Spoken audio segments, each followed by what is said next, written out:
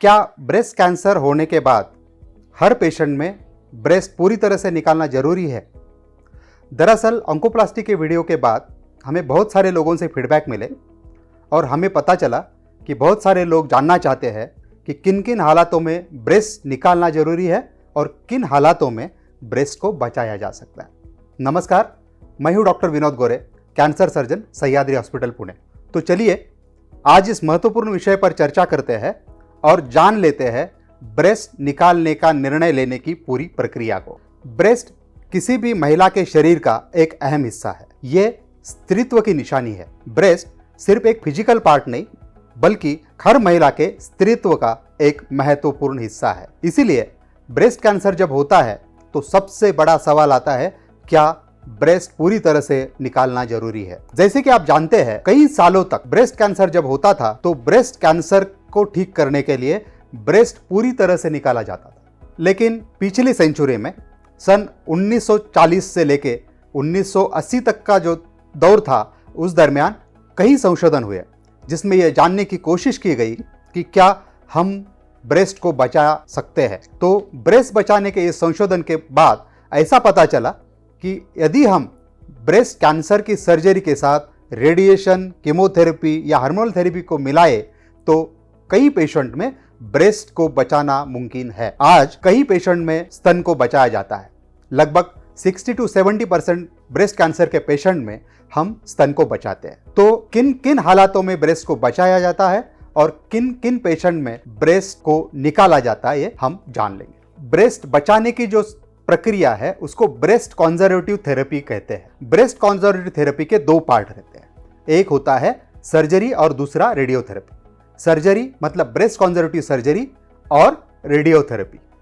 Breast conservative surgery में breast के जिस पार्ट में ट्यूमर है वो पार्ट को निकाला जाता है, जिसे वाइड लोकल एक्सिजन कहते हैं। अच्छी तरह से मार्जिन रखकर वो पार्ट को निकाला जाता है और एक्सिलरी डिसेक्शन या एक्सिलरी नोड जो होते हैं उसको निकाला जाता है और उसके बाद रेडियोथेरेपी दिया जाता है। ये जो डिसीजन होता है ब्रेस्ट निकालना है या नहीं है, उसके लिए डॉक्टर, पेशेंट और पेशेंट के रिलेटिव, ये तीनों लोग एक साथ मिलकर निर्णय लेते हैं। ये निर्णय लेने से पहले पेशेंट का क्लिनिकल एग्जामिनेशन, टिश्यू डायग्नोसिस और मैमोग्राफी होना बहुत जरूरी है। ये होने के बाद हम ये डिसाइड करते हैं कि अब ब्रेस्ट निकालना है या नहीं है। इसके दो पार्ट है, एक है साइकोलॉजिकल पार्ट, दूसरा है टेक्निकल पार्ट। पहले आते हैं साइकोलॉजिकल पार्ट। कई पेशेंट्स ऐसे रहते हैं जिनमें ब्रेस्ट कैंसर है और वो चाहते हैं कि ब्रेस्ट को पूरा निकाला जाए। बहुत बार ऐसा होता है कि हम ब्रेस्ट को बचा सकते हैं, लेकिन पेशेंट कहता है कि नहीं, मुझे ब्रेस्ट नहीं बचानी है, मुझे वो कैंसर मेरे बॉडी में नहीं रखना है। ब्रेस्ट के साथ उसको निकालेंगे तो मेरे ठीक होने के चांसेस बढ़ जाएंगे, ऐसा पेशेंट को लगता है। तो ये साइकोलॉजी को समझना बहुत जरूरी है। और यदि पेशेंट नहीं चाहता है कि उसको कंजर्वेटिव सर्जरी नहीं करनी है तो हम कंजर्वेटिव सर्जरी नहीं करते। अभी दूसरा पार्ट जो है वो टेक्निकल इंडिकेशन। तो कौन से ऐसे कॉन्ट्रा इंडिकेशन है कि जिस पेशेंट में कंजर्वेटिव सर्जरी नहीं की जाती? तो ये एब्सोल्यूट कॉन्ट्रा इंडिकेशन है इन्फ्लेमेटरी ब्रेस्ट कैंसर।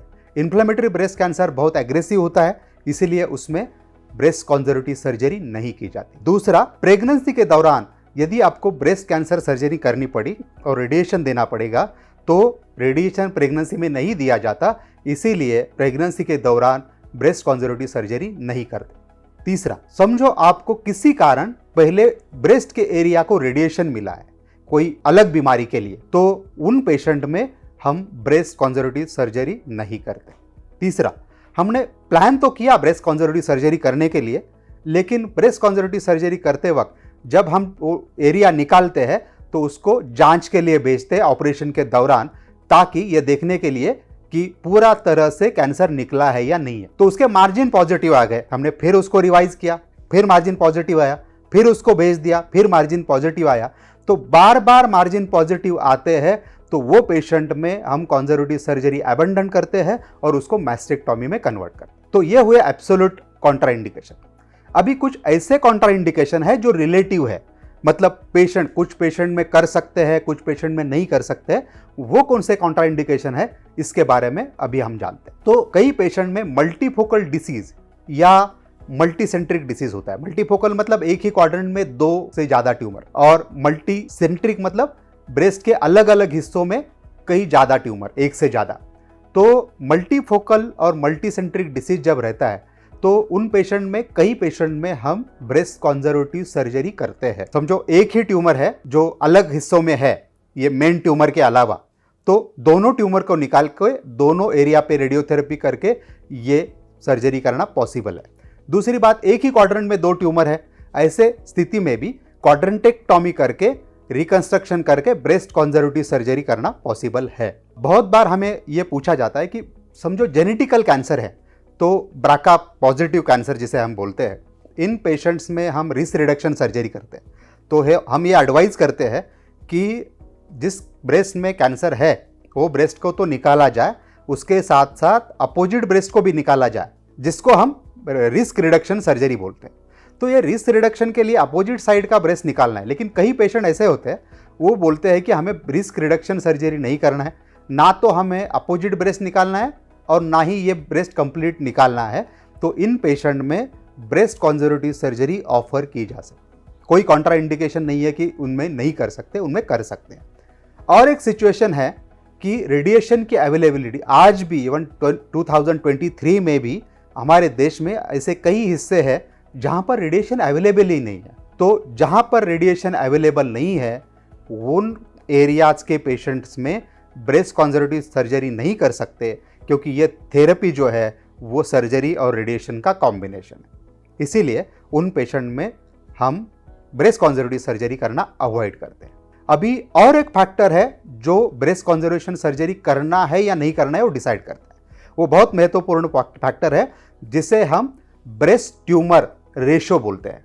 मतलब ब्रेस्ट का साइज और ट्यूमर का साइज, इसका जो रेशो होता है वो रेशो हमें फेवरेबल होना जरूरी है।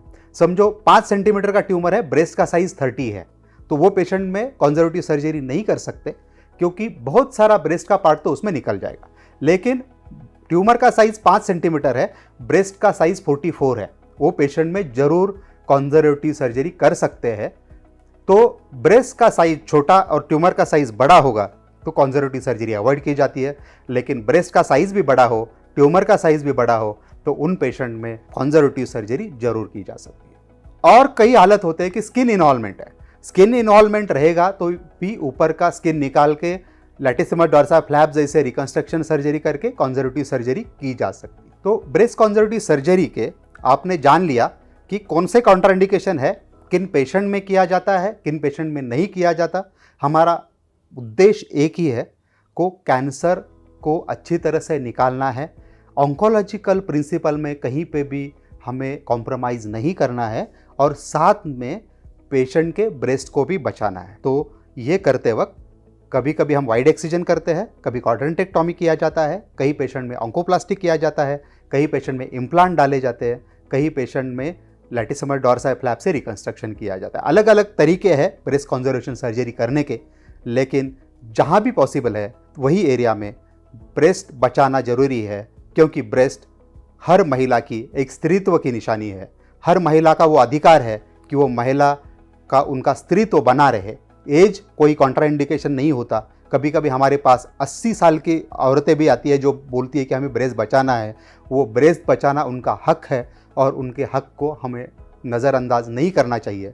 मेरी विनती है कि हर पेशेंट को ये ब्रेस्ट कंजर्वेटिव सर्जरी ऑफर करनी चाहिए। धन्यवाद।